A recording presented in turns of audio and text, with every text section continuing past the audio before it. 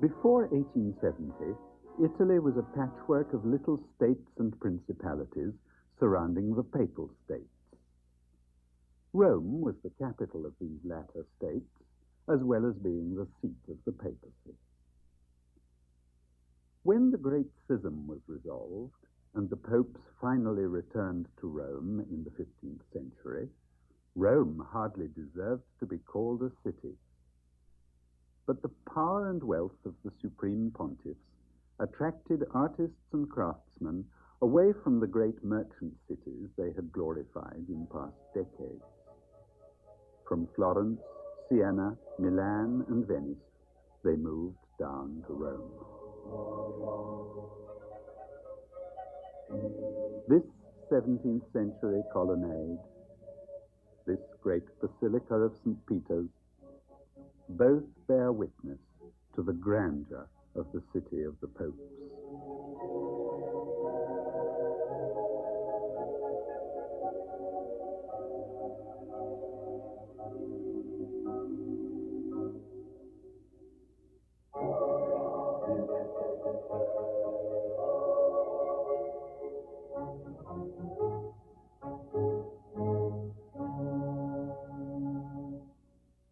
The Sistine Chapel, where Michelangelo still reigns supreme. He began to paint its vaulted ceiling in 1508 and finished it 4 years later. It is difficult to imagine, still less to describe, the challenge posed by such a work. First, there was the problem of the shape of the vault itself. The artist had to invent a design congruent with the architectural structure of the chapel. Michelangelo chose to cover the vaulted form with a rhythmic structure designed to please the eye, and the eye alone. Rather than merely dividing the space by means of architectural illusions, he used painted figures as if they were caryatids to create impressions of weight and balance, emphasizing the chapel's architectural structure.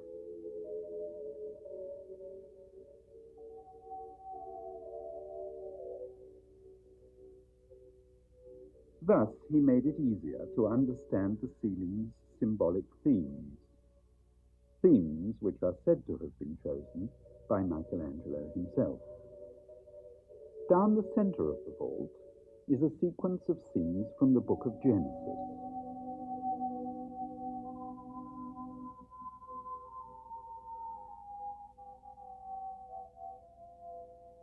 The divisions between them are marked by the inudi, the so-called athletes who support medallions.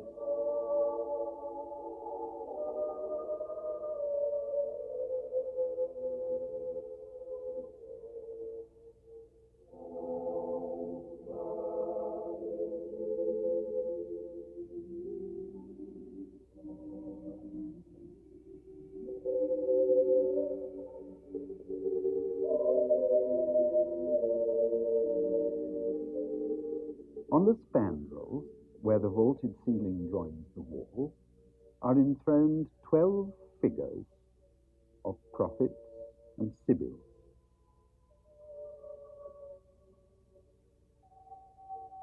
Between them are ribbed vaults with a painted frieze above and a great series of lunettes on the wall below.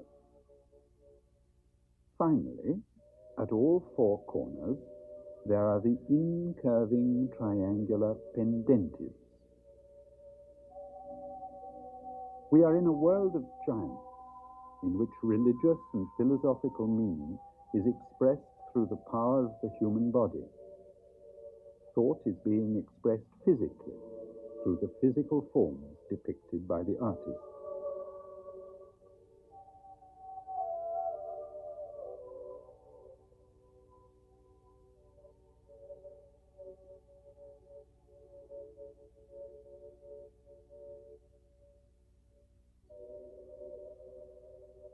Although Michelangelo here shows some evidence of his early Florentine period, the early Renaissance influence of Masaccio is discernible.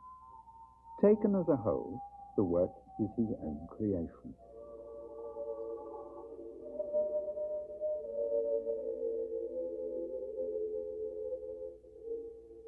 There is no more memorable image in art than God's gesture to Adam. Through the Creator's index finger passes the essential flow of life to man, who stretches out his own hand to receive it.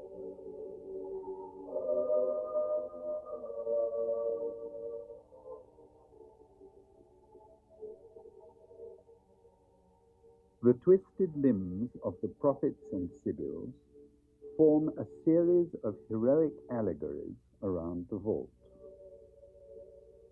The athletes have a character which the great French novelist Stendhal felt was more Hebraic than Christian. So strongly did he feel that their inspiration stemmed from the very first stages of humanity. Even the color tones of the frescoes seem to have been invented to serve Michelangelo's purposes. These discordant yet harmonious purples and violets, acid yellows and blue-greens foreshadow the colors of the Mannerist palette. Powerful though these figures seem, they are depicted in a space of nearly human proportions.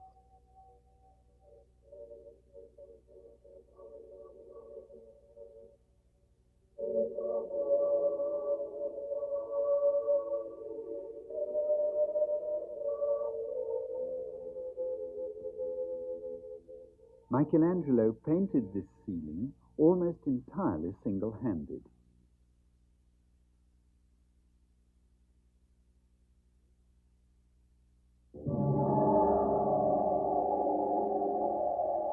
He was even more alone when, 25 years later, he painted the Last Judgment behind the altar. The sack of Rome and the brief re-establishment of the Florentine Republic had deeply affected Michelangelo's thinking.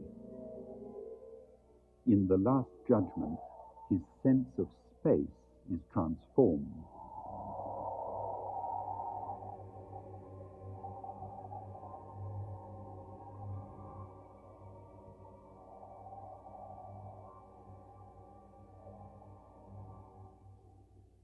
On the wall around the risen Christ is a swirling mass of bodies, drawn with no concern for realistic perspective.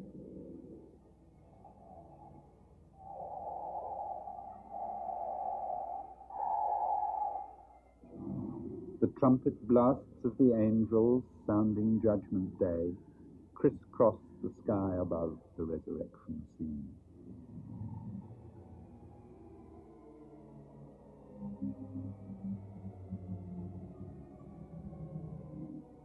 There are striking figures in the foreground, such as the damned soul shielding his eyes from the sight of hell.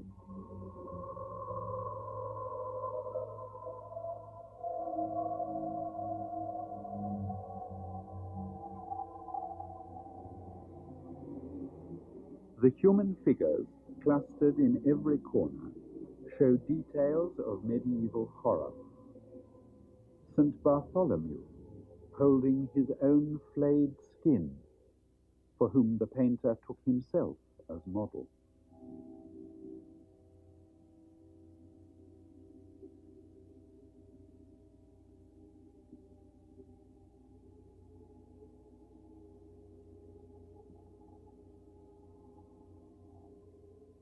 There is scarcely any vacant space here, save for a few glimpses into absolute emptiness. Compared with the ceiling, the colors are rather dull, a far cry from those clarion bursts in the scenes of the creation of man and the fall.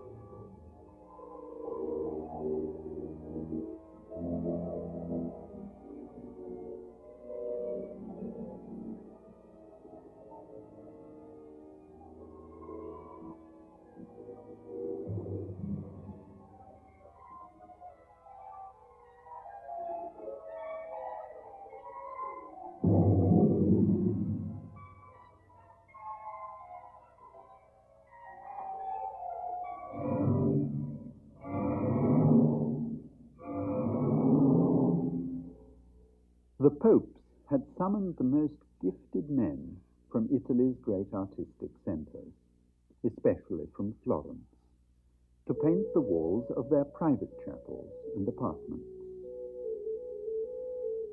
Around 1450, Pope Nicholas V ordered Fra Angelico to cover the walls of his chapel with a fresco depicting the lives of the two deacons, St. Stephen and St. Lawrence.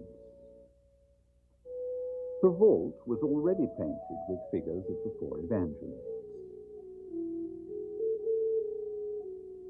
Angelico's figures sometimes display a stiffness characteristic of Piero della Francesca, an artist who greatly influenced Angelico, especially in his preference for frontal views. Here, Pope Nicholas confers the diaconate on St. Lawrence. The faces are young, pink and glowing.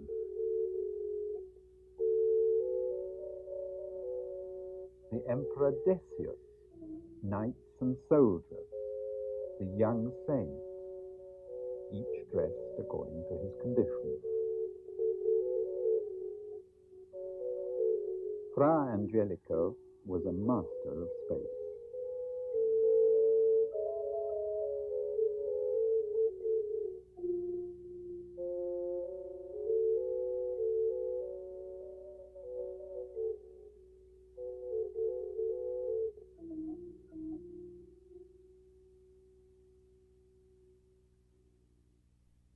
Pope Julius II, portrayed here by Raphael, lured Michelangelo, as well as Raphael himself and the architect Bramante, to Rome early in the 16th century.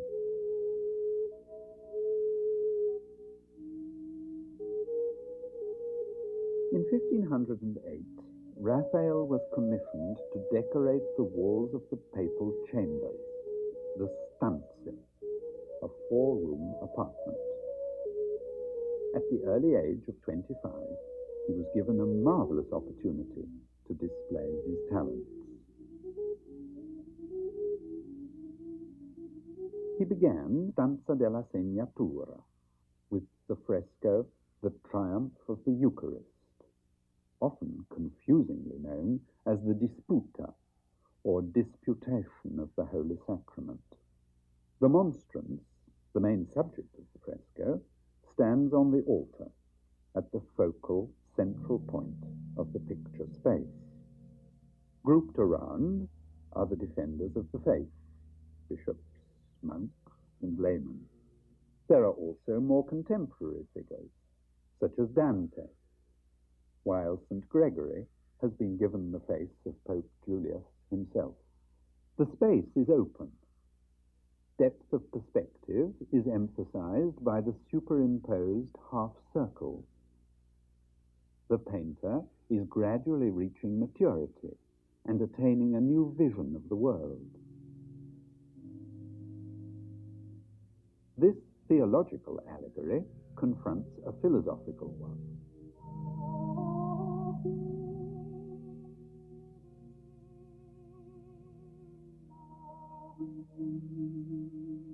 In the school of Athens, Raphael's mastery of space is even more clearly revealed in the composition. Its divisions are organized by an idealized architectural setting. For this, Raphael drew upon his own ideas of antiquity and upon the work of his contemporary Bramante. Likewise, he chose to represent and blend figures from an idealized past with those of the present.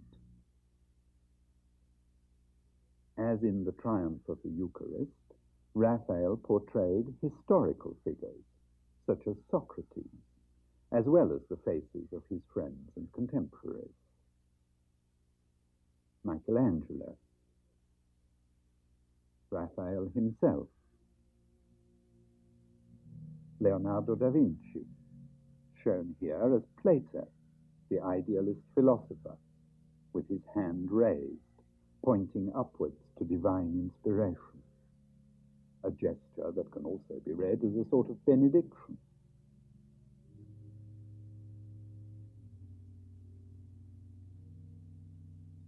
The setting Raphael chose for this ideal meeting is significant. At this time, Renaissance thinkers sought to give fresh life to Greek thought forms.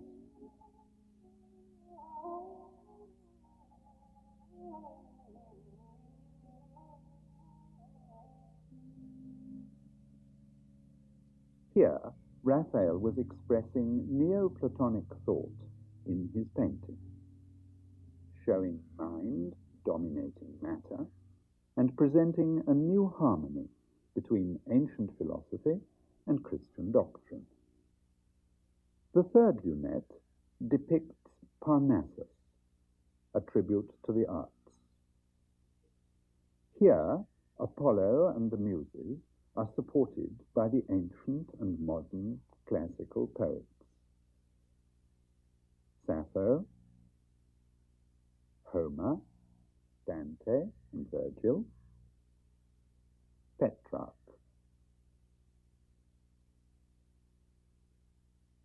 Raphael makes great play here of lines and curves, juxtaposing flesh and drapery in a masterly composition.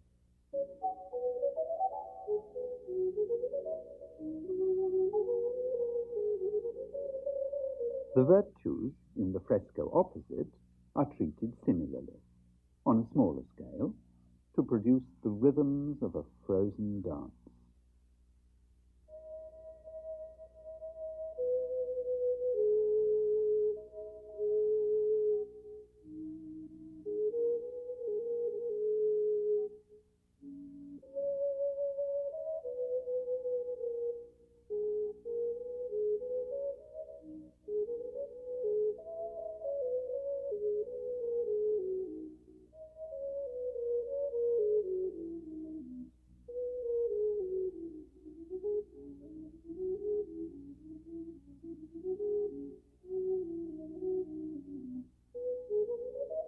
The second stanza, known as the Room of Heliodorus, shows a significant development in Raphael's thinking and his art.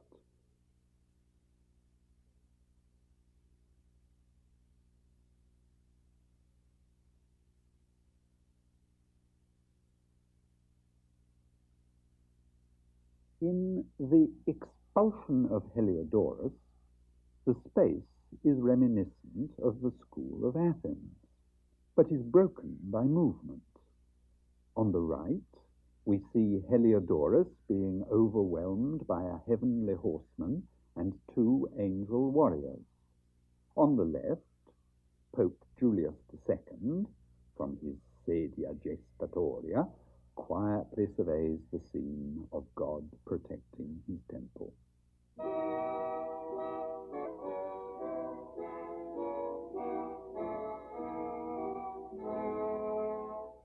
The deliverance of St. Peter shows the power of Raphael's capacity to innovate.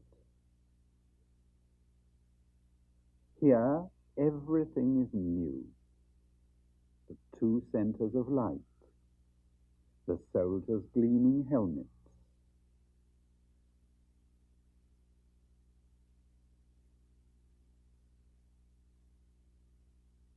the night sky with its pink and white clouds,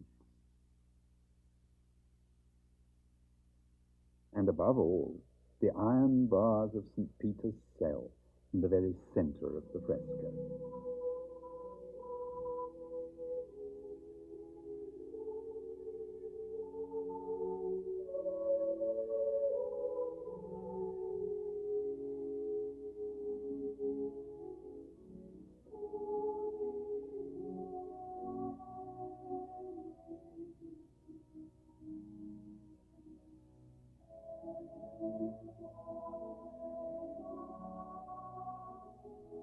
This cinematic effect would find an echo centuries later in German expressionist films.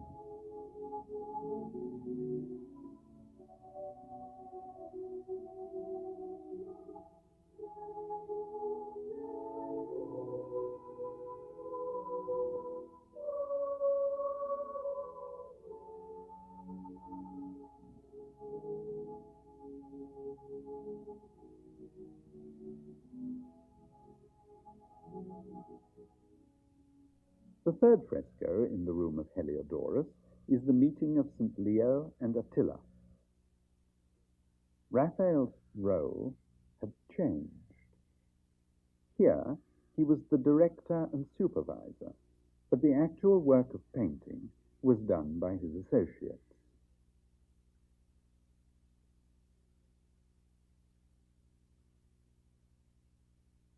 At the most, he painted the faces of important persons, especially when they were portraits. Leo the Great is shown here with the features of the new Medici Pope, Leo X.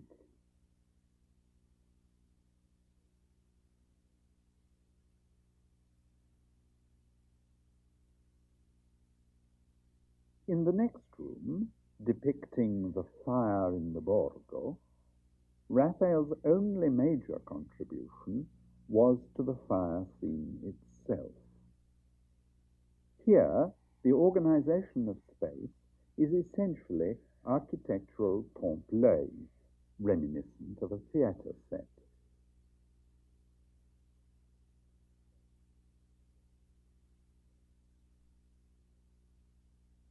The marriage of pagan antiquity and Christianity was still in the painter's mind.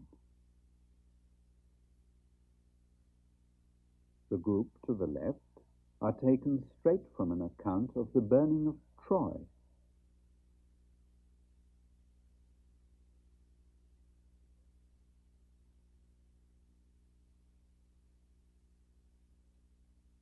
But in the background, next to the window where the Pope appears, we get a glimpse of a wall of the old St. Peter's.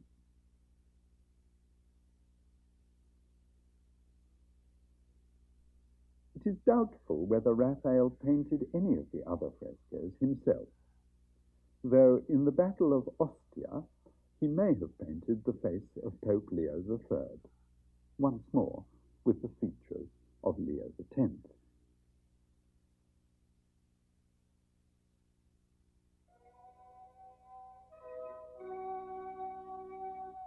The Hall of Constantine, the fourth and last room of the papal apartments, was completed in 1520, after Raphael's death. The Battle of the Milvian Bridge is probably the work of Giulio Romano. It is an exercise in anatomical rhetoric, a whirling vortex of men and horses. Classical inspiration, Roman bas-reliefs, and drawings by Michelangelo and Leonardo all find echoes in this sound and fury.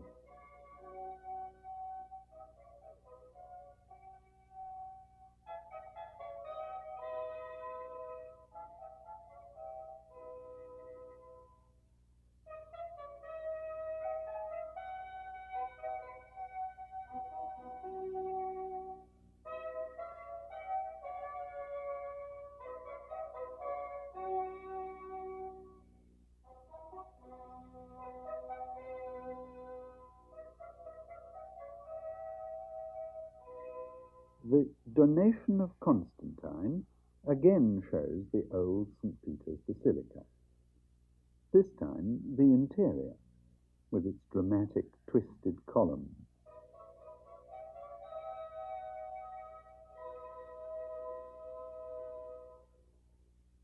Lower down on the walls of these rooms is a grey cameo and grisaille decoration after drawings by Raphael.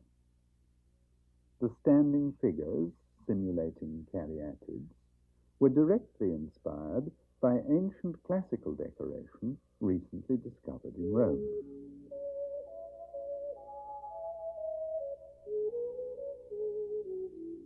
In the rectangular frames between, the cameos echo, in a minor key, the heroic figures of the great frescoes above.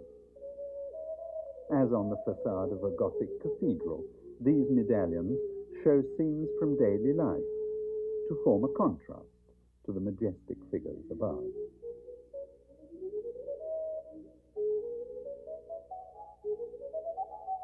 The grey caryatids, are trompe-l'œil simulations of stone sculpture.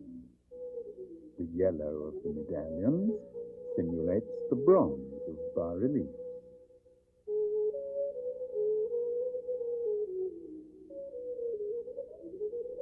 We now move from the stanze to the loggia.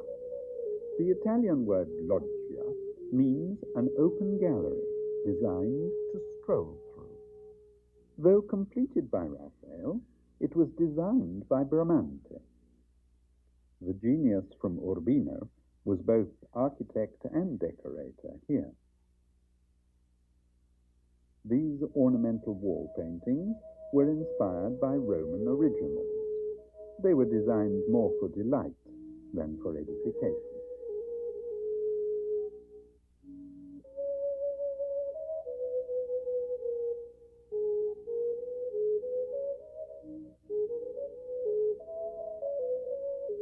The medallions depict mythological and biblical scenes. The overall effect is ornamental, with grotesque decoration on the walls and garlands and flora and fauna against white and colored backgrounds.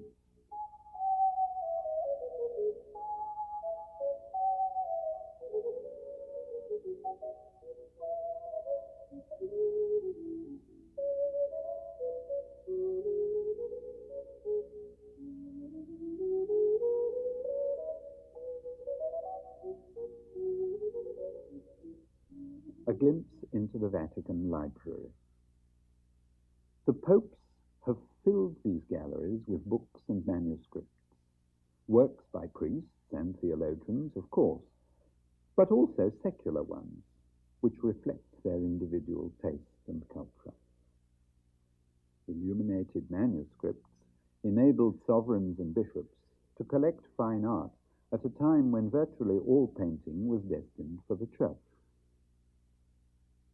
A fine illuminated manuscript of Virgil, executed in the 5th century, a survivor from a period when antiquity was slowly being submerged by barbarism.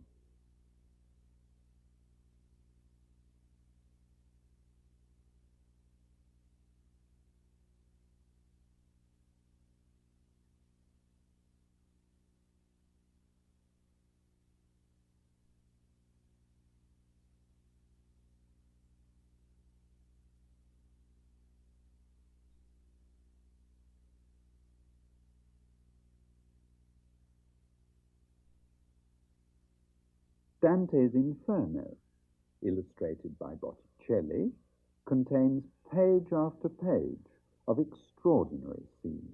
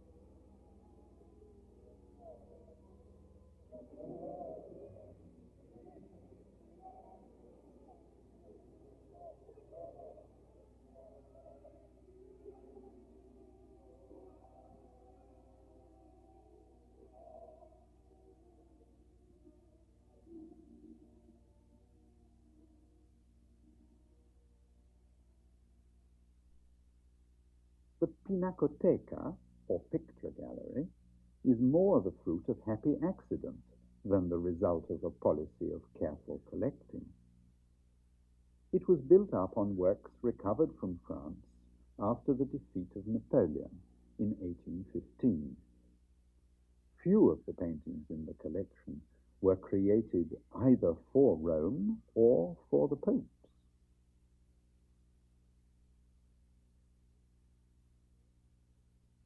This last judgment bears the signatures of Giovanni and Niccolo, two artists who lived during the late 11th and early 12th centuries. Their style is more Byzantine than medieval. They felt no need to paint masses of people to represent the general resurrection. The figures of Christ and the saints were enough. Note the disproportion between the body of Christ, the apostles, and the grave.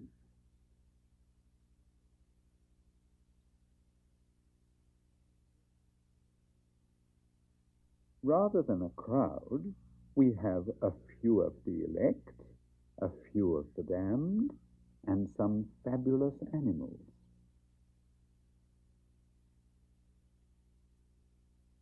Bliss and suffering are portrayed with a minimum of realistic detail. We read the judgment scene horizontally, in successive layers. An early 14th century Christ Blessing by Simone Martini. Martini was born in Siena, but spent part of his life in France. The eyes alone of this Christ are enough to mark the artist as Sienese.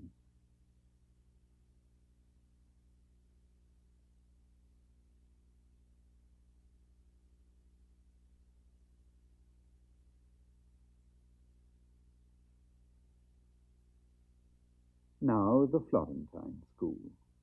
Giotto's Stefaneschi Polyptych, Christ in Majesty, surrounded by angels. The medieval spirit was gradually changing. By the late 13th century, Giotto had begun a pictorial revolution. His overall design is still Byzantine. The motionless figures are still seen from the front, but they now have mass and volume. They have physical as well as spiritual majesty.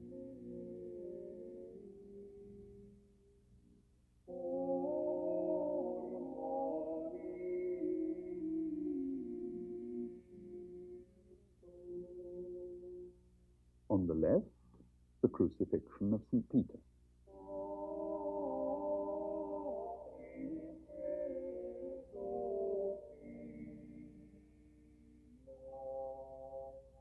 On the right, the martyrdom of St. Paul. The landscape grows out of a golden background. The trees are now real trees.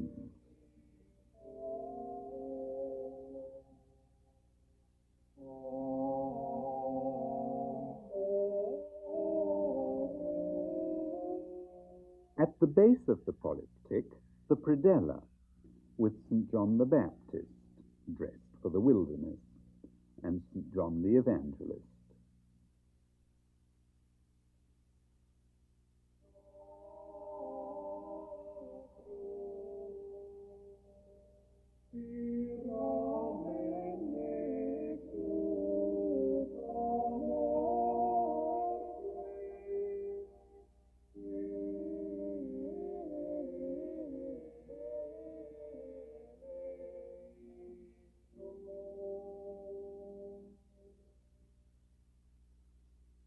In the center, a solemn Virgin and Child is placed beneath a vision of Christ triumphant.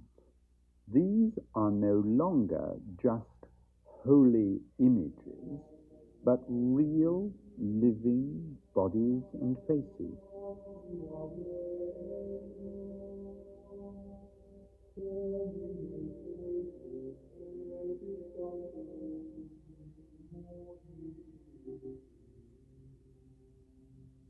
Bernardo Daddi's Magnificat dates from the same period.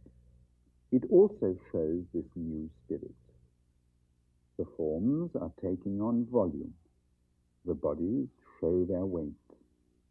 The architectural detail takes on 3 dimensions in space.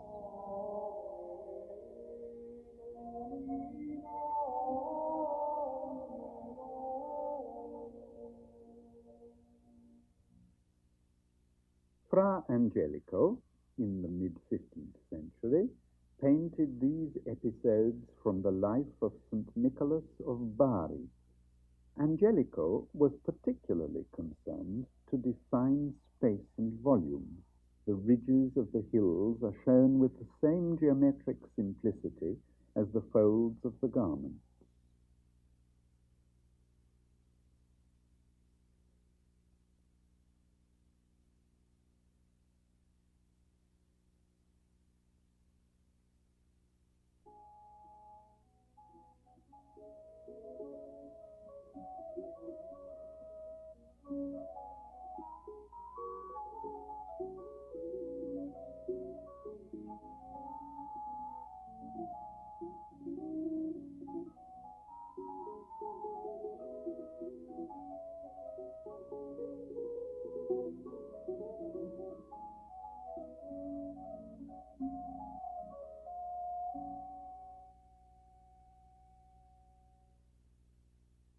The Madonna of the Girdle by Benozzo Gozzoli, a contemporary and pupil of Fra Angelico, and also from Tuscany.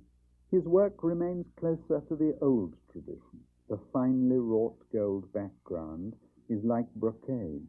He makes much of the transparency of the girdle, which links the Virgin's shoulder with the body of the infant Jesus. The Coronation of the Virgin by Fra Filippo Lizzi, an artist from the same region and belonging to the same generation as Gozzoli. Look at the architecture. That rounded apse behind the coronation is pure Renaissance in style and ornament. We are still in the mid-15th century. The Renaissance is still young.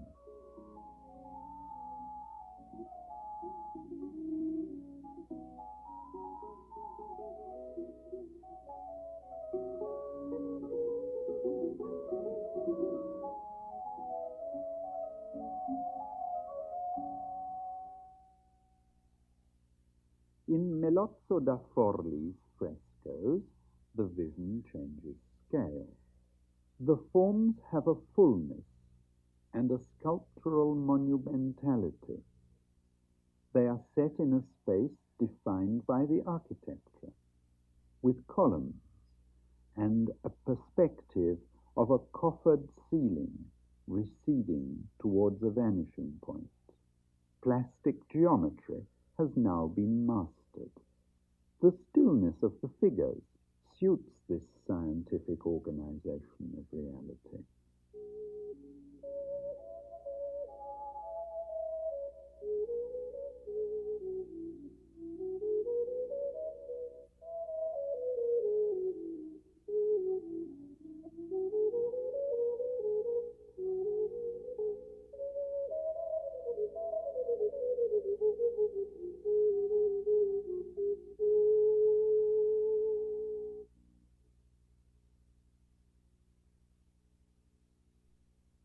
But it is not a simply definable period. The medieval spirit is still present in this Pietà by Carlo Crivelli. The faces are deeply lined.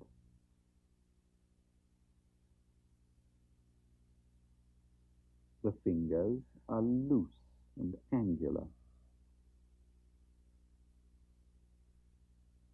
Crivelli was from northern Italy, open to influences from across the Alps. He had seen German engravings, for example. He was a singular, solitary man who could skillfully transform a picture into a piece of flat goldsmith's work, with carefully chiseled line and color.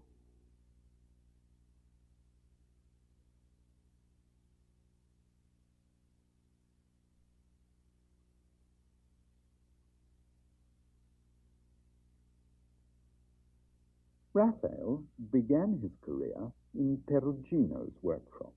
In 1503, at the age of 20, he was working on this large altarpiece, the Coronation of the Virgin.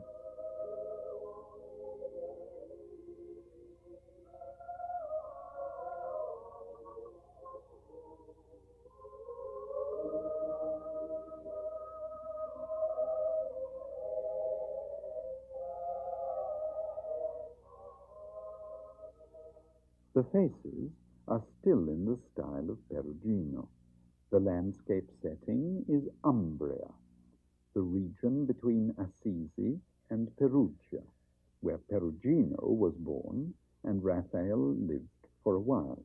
Only the light bathing everything gives a foretaste of that spatial vision that Raphael was to develop in his maturity. The predella, the sequence of small paintings along the lower part of the altarpiece, depicts scenes related to the main subject. It tells a story. First, we have the adoration of the Magi. Then, the presentation in the temple. Then, the Annunciation, where there is a luminous and rhythmic opening at the center, beyond the columns and the rounded arches. This was Raphael's first masterpiece.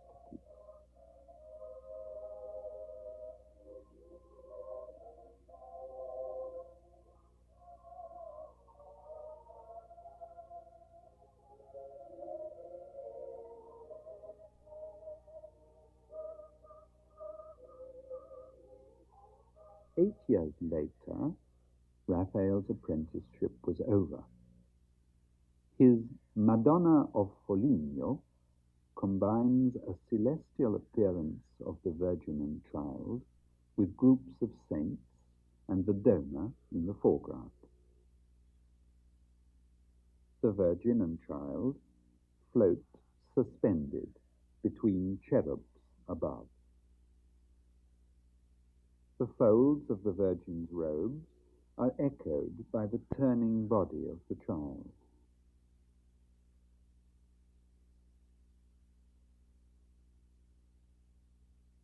On the left stands St. John the Baptist, with St. Francis of Assisi kneeling beside him. The landscape background has an almost Venetian quality. The lively, contrasted tones and the freedom of the treatment show how nature can be depicted in color as well as line. This less carefully drawn and structured approach hints at the torments of mannerism that were to follow.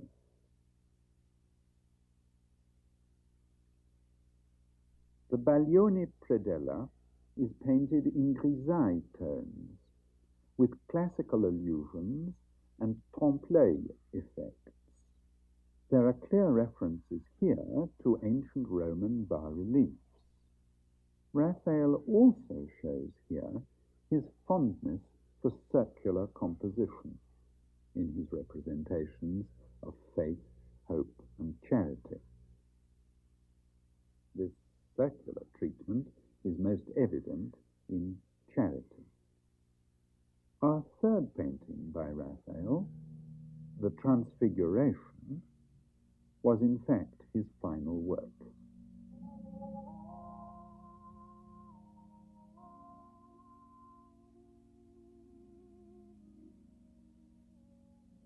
Beneath the transfigured Christ, St. John on the right faces the reclining figures of James and Peter. John's right hand shades his face.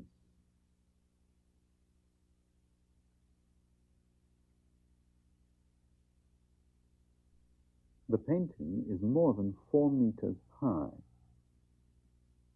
In the foreground, the apostles are attempting to heal a boy possessed by the devil.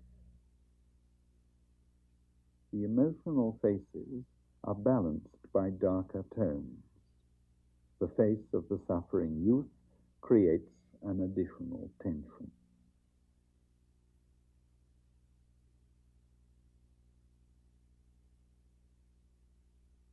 The kneeling woman seen obliquely in the foreground is probably the boy's mother. She pleads eloquently for grace upon him.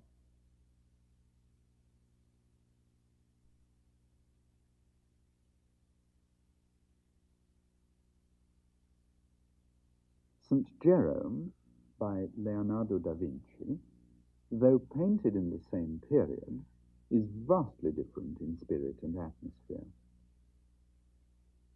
The work is unfinished and badly damaged, a portrait in monochrome. Yet it reveals much of Leonardo's remarkable and tormented mind. The lack of naturalistic colour makes St. Jerome's deeply lined face seem all the more tragic. The landscape is more fully worked out and is revealing of the painter's original thoughts.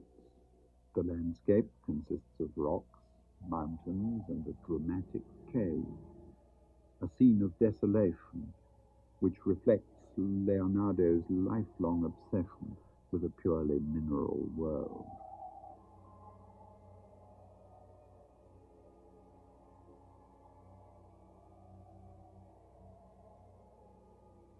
The Deposition, by Giovanni Bellini, shows the Renaissance in its solemn maturity.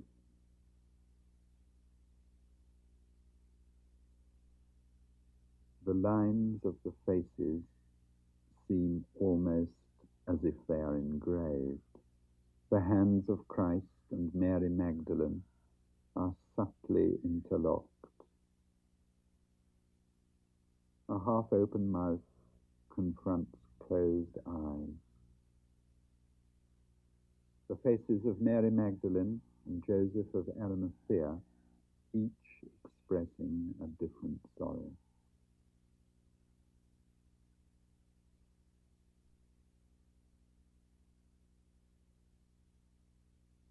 The Venetian school of painting blossomed during the 16th century. Titian's Madonna in Glory with 6 saints is a work of the painter's maturity, painted with bold strokes of rich color.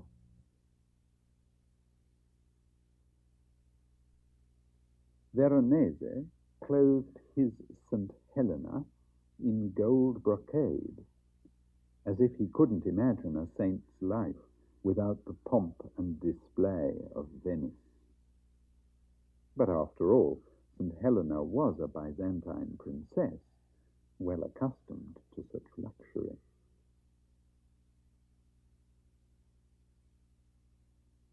Seventeenth-century Italian art first began to take form in Bologna, and only later in Rome. Ludovico Carracci left no space unfilled in this painting of the Trinity and the dead Christ. The body slopes across the composition with a dramatic effect entirely in the spirit of the Counter-Reformation. Caravaggio perhaps preceded Rembrandt in reinventing night. In his Deposition, the figures alone are illuminated. The pale corpse is carried by quite ordinary people, though their costumes are idealized and their poses echo classical sculpture. But the faces make it clear that these were people Caravaggio had seen in the streets of Rome. Christ's tortured body gives a broken horizontal accent to the painting.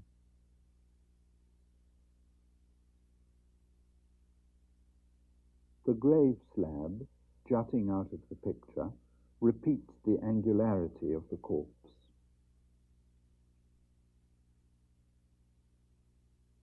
This Deposition was painted in Rome for a Roman church. It bears all the hallmarks of this strange and solitary artist who changed the face and the whole direction of painting.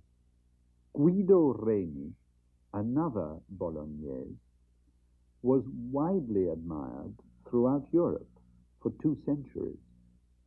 In this crucifixion of St. Peter, the body extends to the full height of the painting. The dark background, contrasted with the luminous flesh, clearly shows the influence of Caravaggio.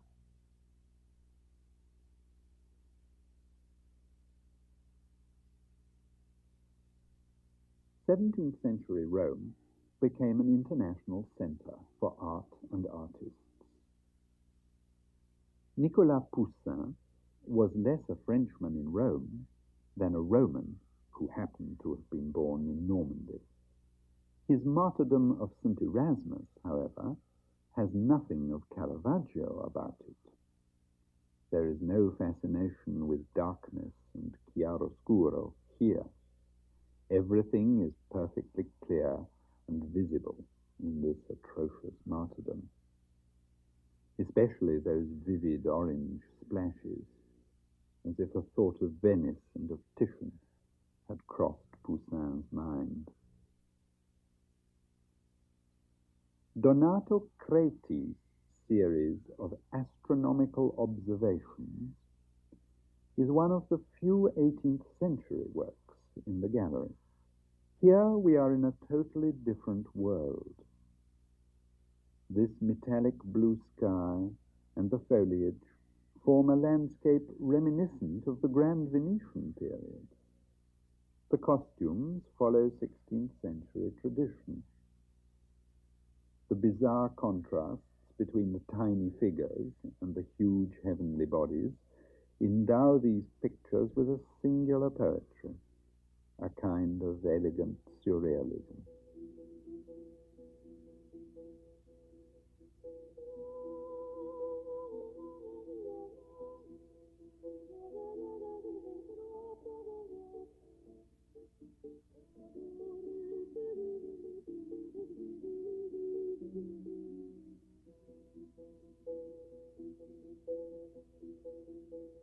The papacy has never been a dynasty, so there is nothing in the Vatican gallery to remind us of the consuming ambitions of the great families of Italy. Successive popes have left their estates to their own families, not to the Vatican.